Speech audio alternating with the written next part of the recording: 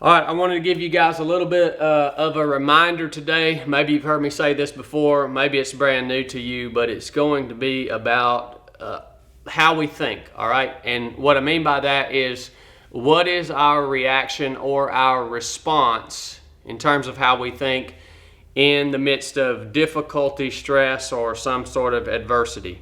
And I would say our natural reaction to stress or adversity is going to be, we're going to get impatient. We're going to want it to be over. We're going to start looking too far ahead and really thinking too far ahead, and it's going to distract us from what we're supposed to be doing right now in the moment in order to stay in the fight. And then also our response is usually just to kind of back off the gas and give up and kind of become complacent because we feel overwhelmed, right? And so what we actually need to do is the opposite of all three of those natural responses. And the top three things in terms of how I think that have gotten me through the most difficult things that I've accomplished in my life are the ability to stay patient. And patience is definitely a virtue that we should all seek. We should all want to become more patient people. How do you do that? Well, you put yourself in training. You put yourself in environments where you want to be done, but you still have a lot further to go. A lot of people ask me, what was the number one thing that developed patience in my life? Through intentional training, it's definitely been ultra running.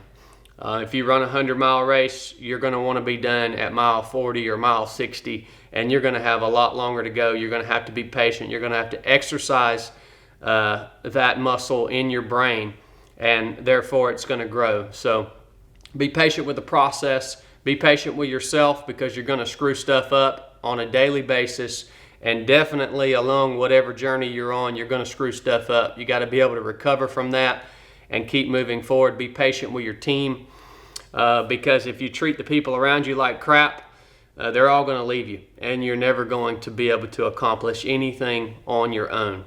All right. The second one, in terms of how we think in adversity, is we have to be able to stay present. All right. The number one reason that people quit any difficult thing that is a long-term project is because they think too far ahead and they become mentally overwhelmed.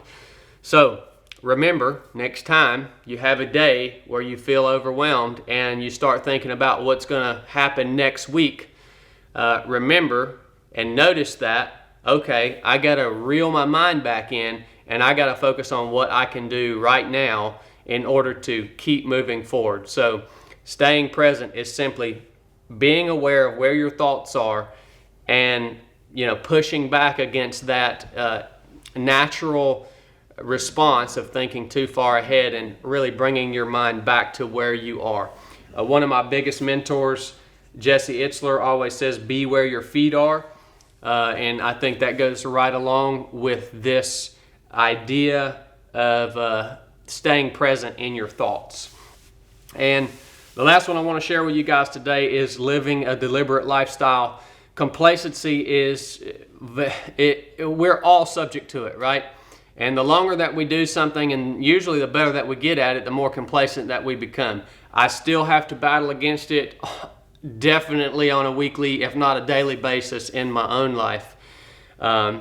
Complacency is a great destroyer of your dreams and your goals and whatever it is you've been called to do and achieve in life. We have to really live deliberately in the sense of the way we're spending our time. We have to think about all the time that we're wasting. We have to identify that, and we have to change our habits. Most of that revolves around cell phones and stuff like that for us in today's age. We have to be deliberate about the way that we speak. We have to be deliberate about what we're watching, what we're consuming, both in forms of media and even in terms of what we're putting into our body for food and nutrition and how we're hydrating. If you guys want to go far and you want to stay in the fight, you have to be deliberate and you have to live that way every single day. Think about what it is you're doing, where you can make changes in order to become more efficient and more effective in your life. So be patient, be present, be deliberate. Again, how do you ingrain those things into your mind? It's through repetition. It's through training. And the reason that we train, the reason that we go and do hard things that are harder than we want them to be, longer than we want them to be, is so that we can build these muscles, that we can change the way that we think, and so that these things, patience, presence, and deliberate, these three things can become our default reaction to adversity. So, if you guys got anything out of this, check out our partner at BPN, that is Bear Performance Nutrition. They've got everything over there from vitamins, protein, creatine, endurance supplements, the G1M, Go One More Sport is the endurance nutrition formula that we're using right now here at 3 to 7 Project. It's working great.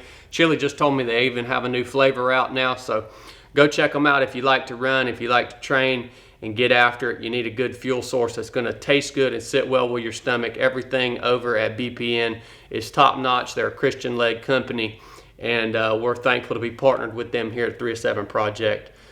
All right, guys, we'll see y'all next time. Enough said.